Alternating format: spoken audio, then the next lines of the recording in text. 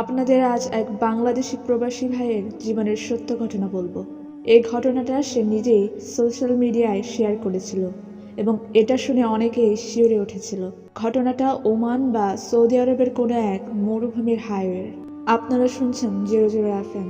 রফিক তখন নতুন driving licence পেয়েছে।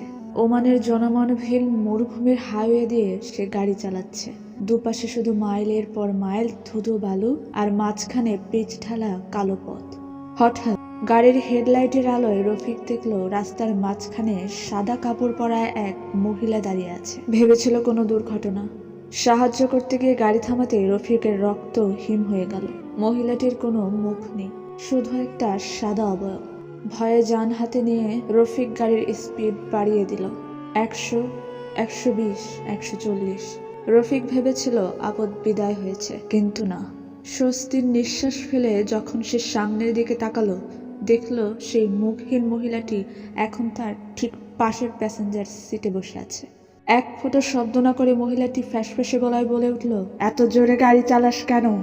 আমার সাথে গল্প কর।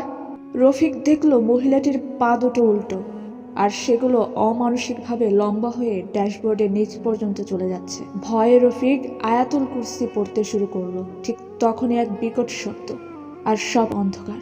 পরদিন হাসপাতালে রফিকের জ্ঞান ফিরল। পুলিশ জানালো গাড়িটি রাস্তার পাশে উল্টানো ছিল এবং দরজাগুলো ভেতর থেকে এমনভাবে লক করা যা কোনো মানুষের পক্ষে খোলা সম্ভব ছিল না। রফিক আজও রাতে একা গাড়ি চালায় না। সে জানে সেদিন তার পাশে কোনো মানুষ ছিল না, ছিল মরুভূমির এক উম্মে দুয়ায় বা ভয়ঙ্কর খবিশ জিন। আপনার সাথেও কি এমন কিছু ঘটেছে?